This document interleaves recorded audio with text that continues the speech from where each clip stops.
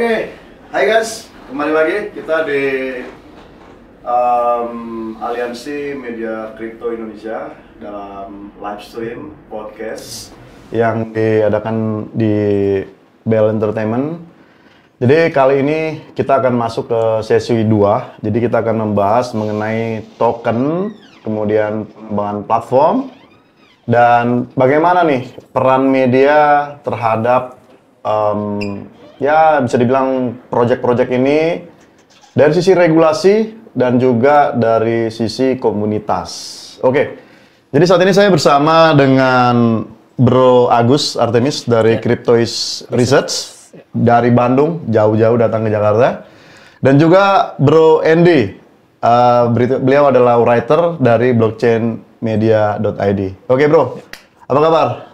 Alhamdulillah. Selamat datang ya di sini ya. Thank you. Oke, gimana? Kabarnya gimana? Udah lama ketemu dulu. Tahun berapa sih? Oh, dulu udah sempat ketemu? 2018. 2018, oke. Berarti 2018 juga ya? OG juga kalian berarti ya? Orang gila atau? Orang gila old guy ya, old guy ya? Di Jakarta juga kan ketemu kan? Iya. Di Jakarta juga ya? Oke. Ya, jadi sekarang project pisah nih, bisnisnya pisah? Ya memang dari dulu enggak pernah bareng? Oke. Cuman kita dulu pernah di satu perusahaan mungkin ya kita. Oh, satu perusahaan lu pernah bareng? Kolaborasi lah. Oke. Sekarang udah cari ini ya masing-masing ya? Iya. Oke. Oke, baik buat teman-teman yang ada di sana. Tadi di sesi 1 kan kalian ada banyak bertanya gitu ya. Jadi acara kita ini disponsorin sama Vexa untuk rewardnya. Jadi ada $100 yang akan dibagi ke 10 orang dalam bentuk Vex dari Vexanium. Nah, jadi kita akan milih 10 pertanyaan yang terbaik dan sangat disayangkan yang sesi 1 udah selesai. Jadi kita akan tantang nih yang sesi 2 untuk menjawab pertanyaan di sesi 1. Oke, ready? Siap. Oke, bro. Ini pertanyaan buat Bro Agus. Ini pertanyaan ini, Mas. Dari Ricky MP. Dia bilang gini, sampai sejauh mana peranan media tentang kripto saat ini dalam mengedukasi tentang literasi kripto Indonesia? Nah, karena membahas kripto itu kan sangat luas nih pembahasannya. Nah, menurut lo gimana? Iya, perannya mah besar banget ya si media. Cuman kalau ini cerita saya dulu lah. Saya dulu bukan mau bikin media ya, tapi nggak sengaja bikin komunitas. Oke, komunitas buat komunitas. Ya, Oke, ya. Emang untuk ngejelasin blockchain dan kripto ini nggak bisa dalam waktu yang singkat. Oke.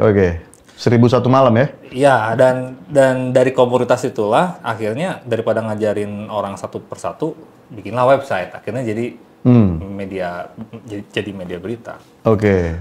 Nah, komunitas ini tentu kalau saya ya di Cryptoids itu bukan hanya bikin berita edukasi gitu aja, tapi komunitasnya juga ada gitu ya. Kita ngebangun komunitas dari tahun 2018.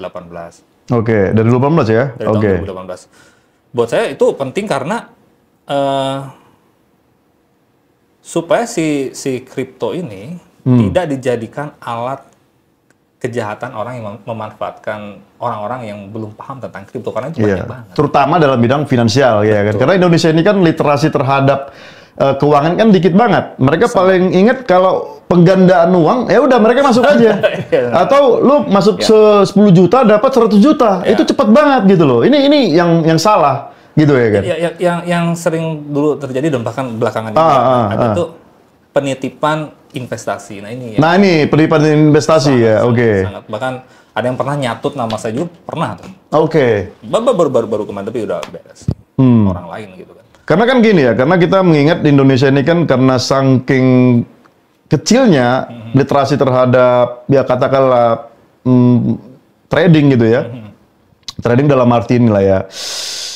Perdagangan saham atau perdagangan kripto dan lain-lain, akhirnya mereka ya udah nitipin ke orang, padahal kan sebenarnya mereka bisa langsung sendiri. Ya kan? Justru kripto ini kan sendiri supaya kita bisa mengelola itu secara mandiri, bukan menitipkan uangnya ke orang lain, akhirnya scam kan.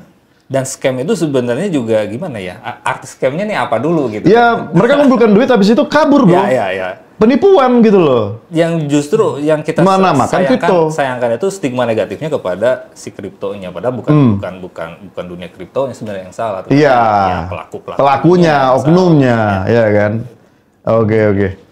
Oke, bro, makasih. Kemudian ini ada pertanyaan lagi dari, ini kita bacakan dari Diki Klek, Bro Andy. Ya. Pertanyaannya gini, Mas. Blockchain itu kan katanya aman, ya kan? Tapi kenapa nih banyak berita tentang hacknya itu? Apalagi kan tahun 2022, itu kan dinyatakan sebagai pencurian terbesar dalam kripto. Itu hampir 2,2 billion dolar. Termasuk salah satu kasus FTX kemarin berarti. Iya, itu masuk. Jadi 2,2 billion dolar tahun 2002. Nah, ini gimana? Yang kita bicarakan bahwa security di blockchain itu sangat bagus itu. Gimana? Ya, sebetulnya blockchain itu dia disebutnya lapisan dasarnya kan. Sementara peretasan yang sering dikabarkan terjadi itu terjadi di lapisan di atasnya, di bagian aplikasi, application layer. Application layer, oke. Yang tadi disebut decentralized finance, DeFi. Iya, Nah, NFT, Web3 semua lah ya. Ya, peretasan itu banyak terjadi di situ, termasuk juga hacking melalui social engineering, di mana bukan teknologinya yang diretas, tetapi orangnya yang kena tipu. Oke, termasuk kayak phishing ya, Ya, termasuk phishing itu scam, banyak ya kan? sekali dari porsi 2,2 miliar USD itu banyak sekali yang terjadi karena melalui penipuan, bukan peretasan murni gitu. Tapi ada loh, yang kayak Binance itu, yang terakhir kan itu bridging loh, masalah bridging. Iya. Bridging network yang di hacknya loh, itu kan network. Itu Tapi mungkin layer 2, layer 3. Tetap di application layer. Iya, Tapi kalau application seperti layernya. blockchain-nya sendiri kayak Bitcoin atau Ethereum itu belum pernah kena hack. Iya, itu belum Jadi yang pernah. dimaksud dengan aman itu adalah lapisan dasarnya masih aman, tetapi ketika berbicara tentang aplikasi yang dipakai sehari-hari, Iya. nah itu yang beresiko. Apalagi kalau kita sendiri kurang berhati-hati dalam pengelolaannya secara mandiri. Human error lah ya. Ya, human errornya bisa tinggi banget. Termasuk human error dari timnya ya. Wah, human error dari timnya, oke. Timnya developer kayak, atau kadang-kadang bisa bilang bahwa mereka sendiri yang melakukan hacking. Oke, ya. Saya pernah dengar itu loh. Iya. Ini kita Orang langsung dalam bocorkan gitu. aja ya. Mungkin kayak Solana itu networknya buset, ganti-ganti melulu, sering down juga. Kemudian Matic juga pernah. Harmony pernah tuh 100 juta US tuh, kita nggak tahu tuh dia kena hack atau dihack sendiri atau gimana. Jadi ada banyak juga gitu loh kejadian yang sebenarnya security sebenarnya dari sisi blockchain itu aman banget. Tapi dari sisi pembangunan developnya baik di layer 2, 3 dan seterusnya, itu yang kadang-kadang bobol, ya kan? Ya. Mungkin pendukung dalam blockchain yang sekarang ini masih sebenarnya sifatnya tidak desentralisasi, masih sentral. Contoh Centralized, oke. Sentral, justru Pelakunya centralized. Ya, Oke, dan sistemnya decentralized. sistemnya udah mungkin kita mengatasnamakan desentralisasi. Tapi kan kita nggak bisa menutupi sekarang proses untuk ke sana itu kita masih butuh waktu dan pendukungnya itu masih sentral. Yang di sini yang justru potensinya masih bisa dihack. Iya, karena kadang kalau kayak proyek-proyek lokal kan nanya siapa ininya, CEO-nya, ya kan, siapa pendirinya, ya kan. Padahal kan sebenarnya kalau prinsip dari desentralisasi ya, kalau bisa nggak ada CEO-nya, nggak ada kantornya, tapi mereka bisa melihat bahwa ada sistem yang jalan di sana, kan. Sebenarnya itu desentralisasi, ya kan. Nah itu tuh kan perlu tuh dari media untuk memberikan pengajaran bahwa arti desentralisasi itu apa gitu loh. Ya kan, cuman ya namanya masih kurang ya kan. Butuh waktu. Oke bro, pertanyaan ketiga buat Bro Agus. Agar masyarakat awam itu mengetahui apa itu desentralisasi, oke? Kira-kira kalau desentralisasi ini kan bisa dibilang berlawanan sama sentralisasi, ya kan? Nah, terus digadang-gadang desentralisasi ini adalah sistem yang terbaik gini bro. Sistem yang terbaik masa depan. Wah itulah kan euforianya kan gitu masa depan. Lalu awam kan bertanya, terus kalau itu yang terbaik, yang terbagus, kenapa pemerintah nggak mau adopsi? Gitu loh. Kira-kira gimana pendapat lu dari mana? Ada beberapa faktor. Salah satunya mungkin ya kita nggak bisa pungkiri kita ada di persimpangan generasi ya. Karena yang ada di pemerintah sekarang mungkin ya apa yang mereka pegang sekarang dari ilmu pengetahuan tentu hasil dari pendidikan yang sebelumnya. Sedangkan blockchain ini adalah sesuatu yang baru dan di sekolah kita pun sampai sekarang belum ada yang bahas ya kan. Jadi contoh gini, ada dulu tuh bahas masalah halal haram Bitcoin. Ini Oh iya, Bitcoin apakah halal dan haram? Iya, kalau Dan nggak di salah berita itu sudah dibuat haram loh. Ya, itu dibikin acara sama salah satu anaknya Gus Dur ya, Mbak Anak Yeni. Gus Dur? Iya, Mbak Yeni. Oh, Mbak Yeni? Mbak Yeni, iya, Oh, Mbak oke. Yeni. Ya di sana dibahas, misalkan dihadirkan seorang IT di sana untuk menjelaskan kepada para ulama di sana. Kita ngomongin jaringan blockchain, tapi ketika IT itu menjelaskan, ini mohon maaf juga, tapi pihak dari para ulama ini menganggap jaringan itu seperti jaringan MLM. Jadi nggak nyambung gitu loh, bro. Nah itulah yang maksud saya, kita ada di persimpangan generasi ya, yang mau nggak mau, ini harus duduk diskusinya harus panjang antara mereka ini. Gitu. Oke. Karena memang untuk mencerna blockchain ini emang butuh apa namanya intelektual yang mungkin yang cukup ya. Yang cukup ya. Gitu. Tapi kalau kita lihat kan sebenarnya pemerintah Indonesia itu kan sangat antusias loh bro. Betul. Antusias loh. Sekarang, Gue sangat salut sih sama Indonesia. iya. Cepat loh adopsinya. Ya. Apalagi gue sangat salut waktu itu dengan Kemendak melalui Bapepti, ya kan? Itu cepat loh, adopsi kripto itu cepat banget. Ya udah, yang penting jangan gray area dulu nih. Karena uangnya triliunan, bro. Triliunan, bro. Itu sampai 212 triliun tahun 2021. Gila ya. Nah, makanya cepat tuh. Akhirnya OJK tahu. Wah, ini uangnya gede. Gua atur dah katanya kan. Masa lu yang ngatur katanya kan? Ah itu. Awalnya Bapepti kan. Awalnya Bapepti. Tarik-tarian tuh OJK sama BI kan. Akhirnya kan terakhir Kemenq ikut ambil peran. Ya udah, pajak pasangin tax katanya kan. Tapi lumayan, negara dapat tuh hampir 200 miliar dari pajak kripto. Jadi ya kita bersyukur. Jadi kalau kita bilang apa sisi pemerintah dari sistem desentralisasi dan sentralisasi, ya menurut gua di situnya. Kalau sesuatu hal yang sudah diatur, berarti kan sudah sentralisasi, ya kan? Kalau yang prinsipnya desentralisasi, pada dasarnya diatur secara sistem, bukan diatur secara organisasi atau perorangan, ya kan? Tapi gua bilang bahwa pemerintah sebenarnya kita salut loh, bener ya? Betul. Kita salut loh. Bahkan untuk acara bulan kripto ini kan Kemendak yang support acara ini gitu loh. Jadi gue bilang belakangan ini memang respon sangat. Iya support loh. Cepat. Karena mereka mungkin melihat bahwa ini akan menjadi ladang baru orang untuk berinvestasi yang dibilang ya bisa dibilang pendapatan baru. Nah ini yang perlu istilahnya diatur kan. Karena kan kita nggak mau kejadian kayak ya biasanya robot trading lah, iya kan? Betul. Hampir Dan 200 ini triliun gitu. sorry dipotong ya. Kalau ingat waktu kampanyenya Pak Presiden kita, Pak Jokowi, itu sempat bilang loh, Iya. generasi milenial harus tahu apa itu. Oh iya, ada tahu AI, Internet of Things, dan terakhir dia bilang ada harus tahu blockchain kan? Bitcoin, Iya. Bitcoin, dia ada Bitcoin dan blockchain. Iya. Ya, Notice. cuman itu tadi kita memang harus memahami juga butuh proses untuk ke sana semua orang. Iya, betul. Itu ya. Apalagi kita udah lama dengan sistem yang udah ada ini. Walaupun kita sekarang tahu misalnya blockchain dan sistem blockchain ini akan bermanfaat untuk banyak hal. Tapi bukan berarti sesuatu yang baik itu langsung dilakukan. Langsung diterapkan, bisa baik shock juga, gitu ya kan. Jadi harus pelan-pelan lah, ada timeline-nya, ya kan, roadmap-nya. Bikin undang-undangnya dulu, sosialisasi dulu ke semuanya, gitu kan. Dan kita tahu sendiri kalau dari aturan dari Bapepti sendiri kan udah banyak berubah kan. Dari 2021 mereka berubah terus.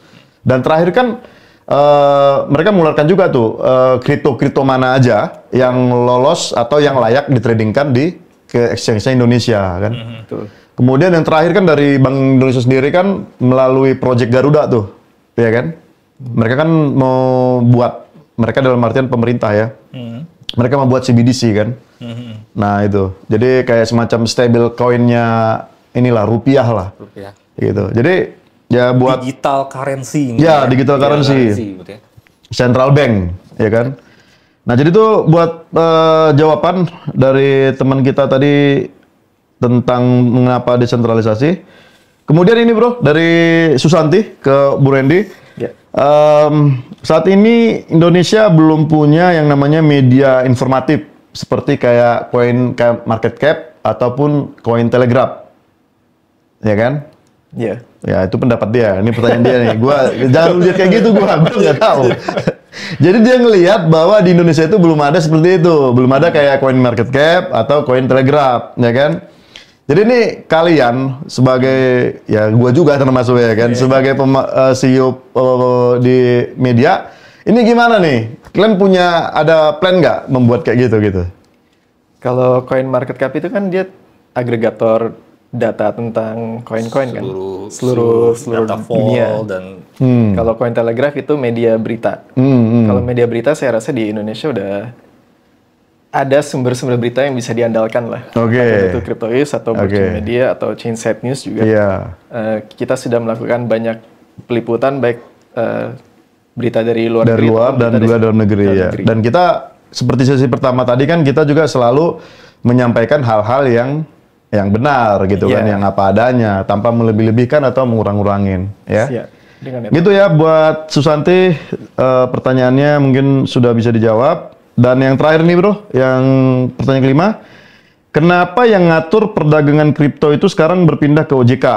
Padahal kan OJK itu udah ngurus pinjol, ya kan? Ini gimana menurut lu bro? Mesti nanya ke OJK kayaknya. Lu aja kan kalau ini. Tapi ya mungkin sumber pengetahuan pemerintah tentang kripto itu kan pasti makin lama makin dalam lah ya. Tentu ada perubahan nanti ini yang sekarang yang mengurus OJK mungkin ya karena memang dengan skala yang diperkirakan sebesar itu mungkin memang harusnya OJK. Itu sih yang mungkin saya pikir. Saya nggak terlalu mengerti juga sistem pemerintahannya. Kalau dibandingkan di Amerika juga SEC kan? OJK-nya Iya. AS ya. Enggak, kalau SEC itu kan sama kayak di Bapepti kan, SEC. Security lebih Exchange Committee. Lebih mirip OJK kan? Karena Enggak, berhubungan ada dengan lagi Konstra. CFTC yang mirip Iya, sama CFTC. Bapepti. Oh iya, sorry, CFTC. CFTC yang mirip Bapepti. Mereka berantem juga. SEC. berantem SEC juga. yang ini kan, OJK-nya kan. Saya mau ngatur, saya mau ngatur juga. Iya. Sama juga mereka berantem di Tapi sini. lebih berantem. sangar SEC. Oke. Lebih galak dia, lebih galak. Kalau CFTC dia lebih friendly lah terhadap kripto di Amerika. Iya.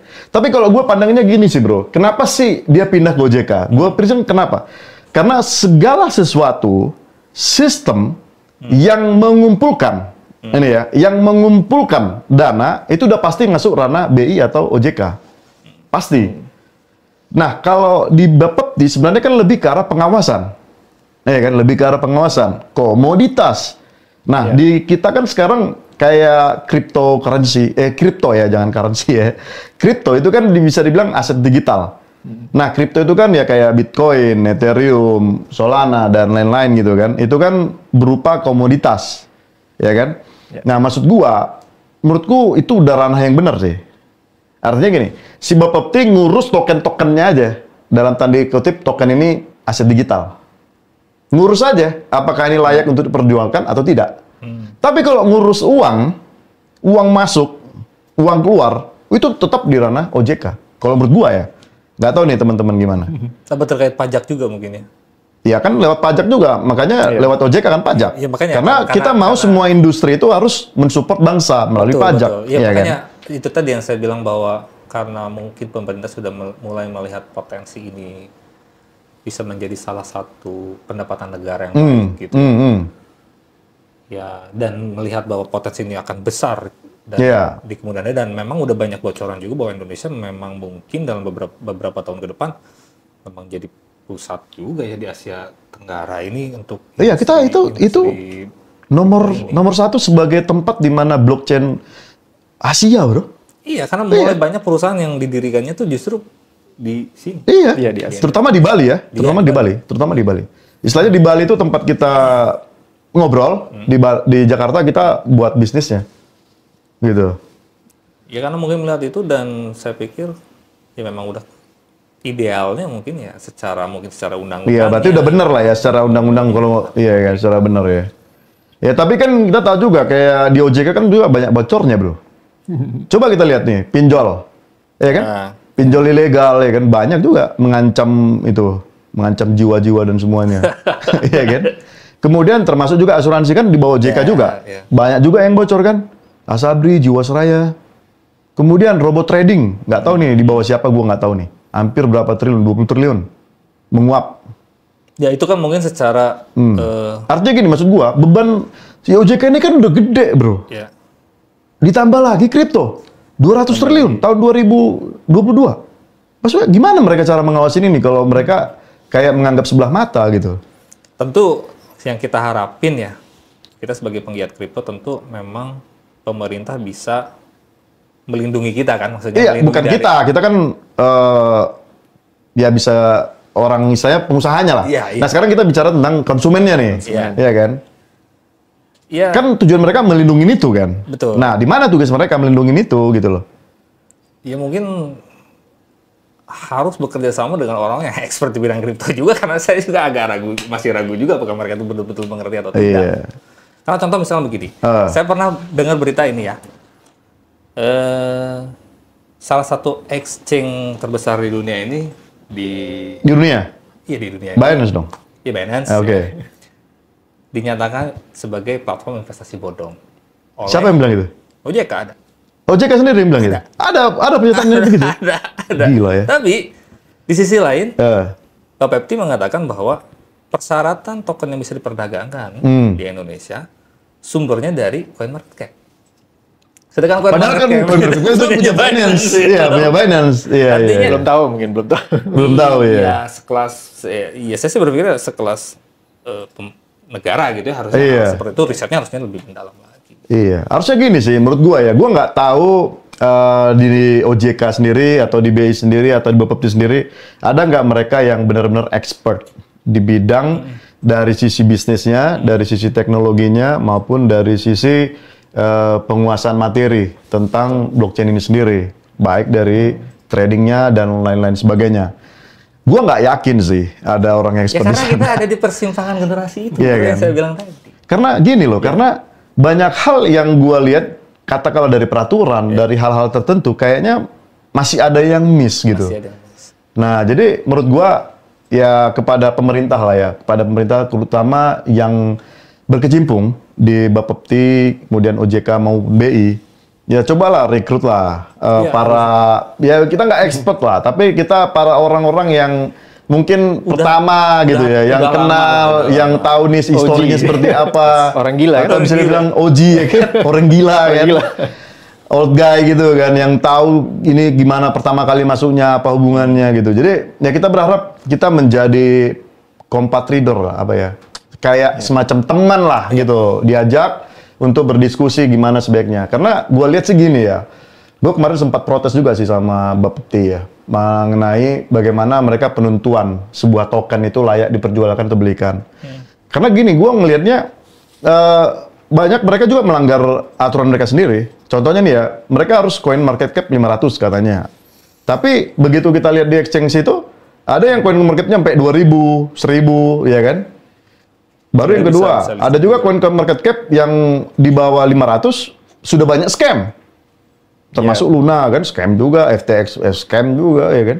Tapi tetap masuk gitu loh. Maksud gua, mereka nggak belajar gitu. Mereka nggak tahu atau gimana gitu loh. Iya kan? Iya. Nah, baru yang ketiga gitu lah. Bagaimana sebenarnya peran-peran mereka itu nggak langsung ke kita gitu loh, bro. Maksudnya gimana? Media itu nggak pernah loh diajak teman. Iya kan? Nggak pernah loh diajak teman. Beneran. Kita nggak pernah loh diundang sama mereka itu untuk ngobrol gitu. Padahal kita tiap hari bro monitor itu semua, tiap hari gitu ya. Tapi kita nggak pernah diajak. Yang ada adalah media-media lokal yang mungkin ya banyakkan food lah ya. Iya kan, media-media lokal mainstream lain banyakkan nge-food gitu loh. Wah, Bitcoin itu pencurian, Ya, dulu Bitcoin gitu, itu. ya. Jadi hal-hal negatif aja yang ceritain gitu loh. Dia tidak melihat sisi positifnya. Ya. Gitu loh. Gue inget tahun 2000 berapa ya, 2018 itu kan yang bikin Bitcoin ngedown lagi itu ya bener-bener media. Ya media lah pasti. Iya. Media mainstream. Termasuk juga pemerintah. Pemerintah juga kan ngelok juga. Pemerintah kan ngelok banget ya kan. Oke, jadi itu tadi 5 pertanyaan kita udah jawab dan jawabnya hampir 20 menit lumayan juga ya. Oke, sekarang kita akan masuk ke bahasan kita itu ini bro. Menurut lu gimana pasar kripto Indonesia yang sekarang? Saya dulu, Bro Andy. Ya udah, bro.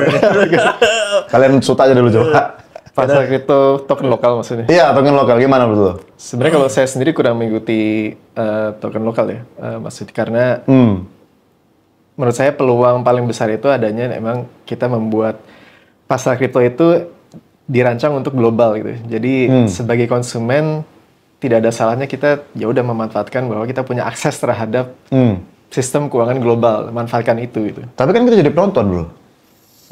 Ya menjadi Iya dong. konsumen. Artinya sih. kalau lu bilang global, kita sebagai media, oh kita meliput berita-berita dari luar, artinya sebagai konsumen dong kita di sini. Justru kan dengan adanya token-token lokal di sini, kan kita sebagai produsen dong. Iya kan? Nah itu kenapa lu bilang ini? Nggak Karena peduli dengan untuk ini, produsen Indonesia. lokal sebaiknya punya cita-cita global juga gitu. Oke. Pangsa pasarnya global gitu. Enggak, memang mereka global. Mereka global. Cita-cita global. Ya, Pak? Cita-citanya mereka global. Iya, cita-cita Cuman global. uangnya nggak cukup untuk semuanya. Iya kan, hanya untuk ngeposting kita ke Telegram 15.000 tuh Pak. Ngapain gitu loh. Ya. Iya kan? Nah. Kalau dari lu bro gimana? Perspektif media terhadap pasar global gimana? Maksudnya? Jadi media Ada lokal, sekarang. media luar nih, melihat kripto lokal Indonesia nih. Nah ini menurut lu gimana? Jadi kita balik nih pandangannya. Iya, kita nggak bisa pungkir ya kalau kita lihat stigma dari pembuat token di Indonesia itu memang agak jelek bro. Di luar Oh stigmanya agak jelek. Stigmanya agak jelek. Tujuannya untuk Iya, banyak mencari sekali. uang secepatnya, kabur secepatnya. Dan juga kita nggak bisa pungkiri ya, saya sering banyak yang datang ke saya untuk minta support project lokal. Ya. Tapi tentu ada beban moral Oke. yang kita miliki gitu ya, karena ini kalau ada apa-apa nih pasti kita jadi sasaran juga. Memang agak sulit ya untuk masalah ini, makanya di kami tuh sekarang kita punya tim audit juga. Oke. Ada tim audit by smart contract, ada tim audit secara KYC. Jadi kalau mau project Indonesia mau kerjasama dengan Cryptois, kita berhak harus audit dulu smart contract sama KYC-nya. Karena banyak kasus seperti ini. Orang yang bikin project crypto itu sebenarnya dia nggak ngerti. Oh dia nggak ngerti buat apa? Nggak ngerti bikinnya. Bahkan dia private key dari smart contract itu dia pun nggak ngerti. Itu banyak kejadian. Tapi dia punya uang. Punya. Berarti dia istilahnya membuat kripto ini sebagai media dia untuk melakukan ya tanda kutip kejahatan gitu. Mungkin nggak semua begitu. Ada juga yang benar, tetapi dia pengetahuan tentang kriptonya pun sangat masih kurang. Masih Sehingga minim. Oke. justru bisa aja misalkan foundernya ingin bikin project dengan serius, tim IT-nya yang Dia bermain. Oke, saya bisa tahu aja, itu yang karena bermain tuh. pernah kejadian seperti itu. Bukan pernah, itu terjadi pada, maaf kata nih, semua artis-artis. Semua artis-artis Kemarin itu. yang main-main kripto, mohon maaf. Anda Sebenarnya ngerti nggak gimana prosesnya kripto? Sampai-sampai ratusan miliar loh. Itu uang nasabah hancur Saya juga- hanya menggunakan nama keartisan. Ya, terus ada yang salah satu anak ustadz ya, saya nggak sebutlah, dia bikin token. Ketika tokennya listing di CoinGecko tuh seperti kesannya dia listing di exchange. Ini berarti dia dia sebagai CEO di situ kan. Oke. Berarti bener-bener dia nggak paham itu dunia kripto dan berani membuat project dan akhirnya merugikan banyak orang. Oke. Itulah sebenarnya tantangan kita juga ya sebagai media gitu. Berarti untuk kita bisa juga mensupport project lokal di Indonesia, tentu kita juga harus kepada proyek-proyek mau bikin ini kita harus mau mendampingi. Iya. Kayak artis-artis sekarang udah banyak loh masuk ke dunia kripto ya. Banyak. Gua pernah dengar si Angel Elga tuh. Sampai ada berita media itu kan Cepet kasus juga tuh. ya kasus kan. Dan dia bilang, waduh, itu menggunakan nama saya katanya. Padahal peresmian dia CEO-nya gitu ya. Kacau juga ya. Baru si apa itu anaknya Mansur, ya kan? Tapi nggak tahu artis nggak itu nggak teh. Itu juga gede juga. Iya gede juga kan. Baru Rizky Bilyar, ya kan? Kasus juga kan. Iya. Baru Asics punyanya Anang yang Mansa tuh, kasus juga. Kemudian siapa lagi? Semuanya kasus. Kasus ya kan. Kasus. Nah, Ada kasus semua. Nggak ada yang kasus. jadi Nggak ada yang gini loh, kasus. gue berharap lu sebagai seorang artis memang melihat kripto ini sebagai industri, jangan asal masuk gitu loh. Kalau lu nggak paham teknologi, karena dalam blockchain itu adalah tentang teknologi. Kalau lu nggak paham tentang teknologi, lu jangan sebagai CEO dalam sebuah teknologi. Iya. Silakan aja sebagai pendana, Iya. ya kan? Atau sebagai komisaris, is no problem. Tapi kalau lu sebagai CEO, hancur gitu loh. Akhirnya apa? Menyalahkan developer kan? Developer kan tahu sendiri otaknya gimana. Iya kan? Kadang-kadang developer ini kan taunya sedikit, tapi yang jahatnya dia tahu banyak. Iya. Dan itu yang mereka lakukan, gitu loh. Ya berarti poinnya kan edukasi lagi ya. Iya edukasi, cuman kan Edukasi. sejauh mana ngedukasi kita bro? Apalagi di dalam dunia blockchain itu kan kita meluas banget kan? Luas banget. Dan masuk ke semua sektor. Tiap hari ada aja yang Finansial. baru. Tiap hari ada aja yang baru yang Iya. kita pelajarin itu. Mulai dari DeFi, ya kan? Decentralized Finance. Yang itu masalah solusi pinjaman lah, masalah borrowing, staking, farming, macam itu kan. Baru masuk lagi kita ke dunia NFT, ya kan? Non-fungible token. Yang ke arah musik, arah video, arah Art, karakter, arah art, domain, semua. Banyak banget cabangnya. Baru masuk lagi kita sekarang yang baru, Metaverse, ya kan? Ada aja bro, gimmick, nggak tahu lah gimmick atau apa. Mungkin kita ke depan nggak tahu lagi, mungkin AI lah mungkin. Sekarang mungkin zamannya AI kan, ada ChatGPT lah, ada Sinistia, macam. Bentar lagi masuk blockchain ke AI gitu loh. Iya. Jadi gue ngerasa bahwa itu istilahnya sebagai seorang CEO harusnya paham ya tentang teknologi dalamnya, bukan hanya tahu bisnisnya. Akhirnya ya menyalahkan orang kan, akhirnya. Tapi di sini yang peran paling penting menurut Bro siapa? Yang Siapa? Peran yang mana? peran dalam edukasi ini yang paling penting itu siapa? Ya sebenarnya gini, sebenarnya kita itu kan paling sering kita buat acara gitu ya. Ya kadang-kadang kita menjelaskannya itu waktu acara itu. Misalkan ada acara event gitu ya, kita jelaskan ke mereka sambil networking gimana sih sebenarnya prosesnya gitu loh. Jadi kita bicara tentang bagaimana sebenarnya flow-nya gitu loh. Kenapa ini dibuat baru? Kenapa baru? Kan gitu. Harusnya bertanya-tanya. Kan kayak dulu waktu zaman-zamannya e-commerce mulai muncul, kan kita bertanya-tanya, apa sih, gimana sih sistem kerjanya e-commerce? Oh bagus ya ternyata ya. Waktu orang kirim duit, ya kan, barangnya nggak langsung ini, harus dikonfirmasi dulu, baru uang yang kita kirim itu diterima. Kan itu simple penjelasan mengenai e-commerce dan oh iya menarik gitu loh, sama-sama safe dari sisi penjual maupun si pembeli.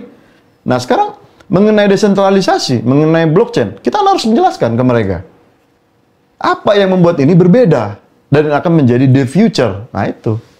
Ya mungkin kalau harapan saya ya pemerintah tuh Nggak bisa diharapin pemerintah bro. Pemerintah itu udah banyak bebannya. Iya, Seperti yang gue bilang udah, tadi, udah OJK kewajiban aja. Persimpangan generasi udah. kewajiban mencerdaskan bangsa kan ada di undang-undang bro masalahnya ya kan. Sekarang kita lihat orang-orang di dalamnya. Ya ya. Siapa orang-orang di dalamnya? Siapa yang bekerja di situ? Sampai sejauh mana? Ya. Beda lah orang yang literasi, orang yang hanya baca buku, dengan orang yang berkecimpung langsung, itu jauh berbeda. Ya. Jauh, pengetahuannya beda banget.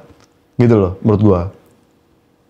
Ya minimal support kita lah, kita yang edukasi boleh. Iya, Support dong. tapi kan disupport gitu loh, support lah. Kita, iya kan, kita support lah. Jadi sponsor. Udah disupport bro, tapi nggak dalam bentuk uang. Oke.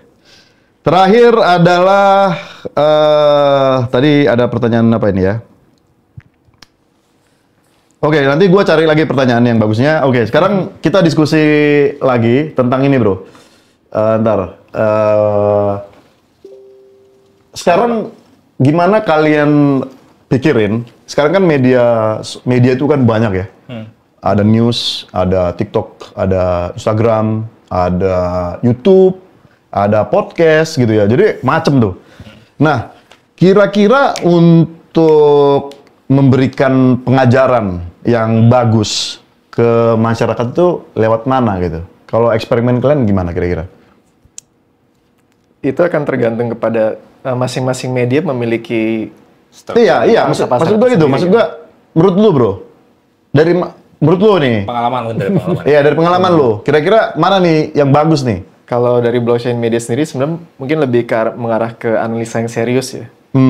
Tapi memang kalau media seperti TikTok atau YouTube Shorts itu bisa dipakai buat yang sifatnya lebih ke entertaining. Oke. Karena kadang-kadang pendidikan harus dimasukkan ke dalam media yang menghibur juga. Menghibur, oke. Supaya bisa masuk ke penontonnya. Walaupun singkat.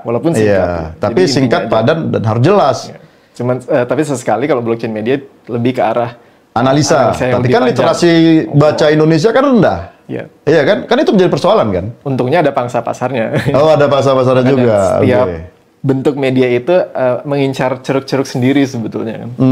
Sehingga ya mungkin akan butuh kerjasama antar berbagai media ya. Iya, makanya kan kita bentuk aliansi media kripto itu untuk menjabatan itu, bro.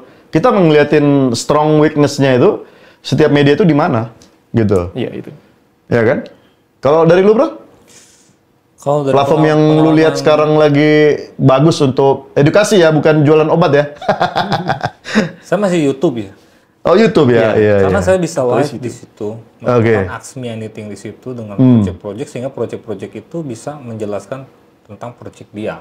Dan kita bisa menguji developer project ini tuh cerdas nggak sih? Gitu. Oke. Kan kalau dilihat yang bikin Ask Me Anything secara live di YouTube yang pertama emang di Cryptois ya. Iya, oh iya. Dulu kan Ask Me Anything biasanya cuma di Telegram. Iya, biasanya Orang Telegram. bisa bayar. Ask Me Bisa Anything, bayar. iya, Lu iya. Jawabinnya pertanyaan gitu kan. Tapi kalau udah di YouTube live gitu ya, orang nyaksiin dan dites pengetahuannya oleh audiens kita, itu menjadi salah satu media untuk edukasi yang paling banyak dilakukan oleh Cryptois selama ini. Oke, iya. Nah, kalau gue sendiri ya, sebenarnya sih kayak gue lebih suka kayak podcast sih. Kayak misalkan dari Gita Wirjawan, kemudian ya dari Raymond Chen juga gitu ya, kemudian dari Angga Winata juga, kemudian dari Deddy Corbuzier, the biggest one gitu ya. Gua rasa kalau mendidik orang, kemudian bagaimana mereka mempengaruhi pola pikirnya, itu memang harus model itu bro, model seperti kita juga, model ya bisa dibilang podcast sih. Karena kita bisa melihat dan membaca dari semua sisi, gitu loh. Kalau media katakanlah news kan terbatas. Siapa orang yang mau baca sampai 5 halaman? Nggak ada bro. Ya kan? Jadi kita harus berpikir gimana ini 1000 kata mampu memberikan penjelasan yang lebih dalam. Ya nggak? Dibanding kalau kita itu hanya mendengarkan. Ya kan? Hanya mendengarkan, kita akhirnya jadi paham. Nah, kan menjadi persoalan, apakah si pemberi materi ini benar atau enggak? Nah, itu. Ya kan itu menjadi masalah. Iya. Nah, gue lihat di channelnya Om Deddy, maaf Om Deddy, Oh ya, yang pernah mengundang dia bahasa selalu kripto. mengundang pembicara, bicara kripto, tapi honestly, many things is wrong. Iya. Gitu loh. Ya, pernah saya lihat. Many things is wrong. Nah, itu yang gue pikir bahwa akhirnya menjerumuskan, bro. Ya. Iya kan? Memberikan info yang bagus tapi menjerumuskan karena infonya salah. Gitu loh. Nah, tapi itu sih yang gua lihat dari sisi media sekarang ya. Makanya gua pikir ya udah, kayaknya gua tahun 2003 ini gua mau main di sini, bro. Iya, gua mau main di ya mungkin di YouTube gitu ya untuk melakukan edukasi itu gitu loh. Karena gue pikir kayak ya mungkin TikTok, Instagram itu simple aja, kayak message-nya teng gitu aja gitu loh. Ringan-ringan. Tapi itu penting juga. Nah, Itu iya, penting betul. sebagai trigger kalau bisa dibilang. Trigger. Artinya gini. Mungkin triggernya kecil, baru orang gue mau lihat yang lebih jelasnya lagi, gitu ya. detail lagi. Teng gitu ya kan. Gitu. Yes. Dan itu sekarang tergantung ke kreativitasan kita sih ya. Iya. Bagaimana cara meramu semua gitu ya. Iya nggak sih? Betul. Ya harus dikemas supaya viral kan. Iya, Kalau di harus TikTok, viral gitu kan. Viral penting ya. Viral penting, Penting. tapi kalau bisa yang baik. Ya, justru itu. kalau baik nggak viral juga orang nggak tahu bahwa itu baik, bener? Harus viral juga. Oke, sebenarnya kita masih banyak sih ya yang mau kita bahas ya. Cuman memang karena waktu kita juga mepet, jadi ya mungkin teman-teman sebenarnya kita banyak mau bahas sih tentang dunia blockchain ini karena sifatnya yang selalu berubah terus ya. Tapi ya waktu sih, kita terbatas oleh waktu dan ya mungkin nantilah kita ya rundingkan lagi apakah kita melakukan ini terus. Bukan hanya di bulan ini ya, mungkin ya, tapi nanti kita melihatlah dukungan dari teman-teman. Apakah kita terus melakukan literasi mengenai kripto dan blockchain ini, Oke, last statement dari Bro Andy. Kalau berbicara media dan edukasi kripto terhadap masyarakat, memang dari satu sisi masyarakat itu masih lebih tertarik kepada hal yang sifatnya cuan ya. Sementara dari sisi media kita berusaha untuk memajukan dari sisi terobosan teknologi seperti DeFi, NFT dan sebagainya. Jadi memang mesti ketemu bagaimana caranya media bisa mengemas informasi supaya lebih menarik buat masyarakat, tapi di satu sisi masyarakat juga bagaimana caranya lebih ingin tahu terhadap hal-hal yang sifatnya the future. Bukan hanya soal untung. Bukan short ya, bukan short time untuk ya. masa pendek aja itu sih. Harapan saya bisa lebih ketemu dan maju bersama-sama antara media dan pembaca juga. Jadi intinya kripto bukan trading, ya? Bukan sekedar trading, ya? Bisa cuan besar, bisa. Tapi ada manfaat teknologi selain trading itu. juga. Oke. Bro Agus, last statement? Kalau saya sih pengen menyampaikan bahwa yang lebih jauh penting itu bukan kriptonya, tetapi blockchain ya. Masyarakat dan teman-teman di luar sana justru saya harap mungkin bisa jelasin blockchain sama kripto itu apa sih gitu? Ya, karena mereka kan salah satu produk yang bisa dibuat di atas teknologi blockchain itu. Kalau blockchain itu kan teknologi yang bangunnya. Kalau kripto itu turunannya dari pembangunan itu. Blockchainnya. Istilahnya jalannya lah ya. Itu kalau kita lebih memahami blockchain itu apa dan kita bisa lebih dewasa di dalam melakukan kegiatan di dalam perkriptoan itu tadi. Karena banyak yang masuk ke kripto tanpa mengetahui blockchain itu apa. Akhirnya jadinya ke jurang. Bahkan foundernya sendiri. Dan itu lebih bahaya gitu loh. Bukan hanya merugikan dirinya sendiri tapi akhirnya merugikan banyak orang. Oke. Bagus banget pendapat ke bro semua. Gua berharap sih kita intens lah nanti ke depannya. Boleh. Kalaupun nggak datang ke sini mungkin via online. Tapi gini sih lebih enak sih menurut gue. Lebih ada feel-nya. Karena gue pernah lakukan itu tahun 2022 kemarin waktu pandemi kurang sore aja. Kalau gini agak-agak mantap lah. Di studionya Cryptois habis ini. Iya, bisa di Bandung ya. Oke. Teman-teman yang ada di luar, kita udah sedikit banyak ya bicara di sesi 2 itu tentang bagaimana kripto lokal dan juga peran media, termasuk bagaimana pemerintah, baik itu OJK, baik itu Bank Indonesia, baik itu Bapepti, dalam mencermati fenomena sebuah dari sisi teknologi dan sebuah finansial ekosistem yang baru. Ya, intinya adalah bahwa kita pengen bahwa literasi ataupun pemberian pengetahuan akademisi tentang blockchain dan kripto itu ya kita disupport lah, pemerintah support kita baik dari segi dana maupun dari segi pelatihan gitu. Karena ya terus terang lah, kita orang-orang yang pernah ada di sana ya kita mungkin lebih tahu dan lebih update bagaimana perkembangan sekarang dan juga ke depannya itu mau seperti apa. Jadi kita berharap ya kita diundang lah ya dalam mungkin audiensi gitu ya untuk menerima pendapat gitu. Discuss dengan kita. Jadi sehingga kita membuat sebuah ekosistem kripto itu yang lebih sehat dan lebih baru. Dan pesan kami sih dari para media ini ya kita berharap lah kalian para ya CEO, para founder sebuah project di kripto, kalian tuh harus tahu sih bagaimana menjalankan bisnis kripto itu. Bukan dari sisi kalian tuh punya duit gitu loh. Tapi bagaimana kalian mengembangkan bahwa apa yang kalian buat itu adalah berguna buat masyarakat.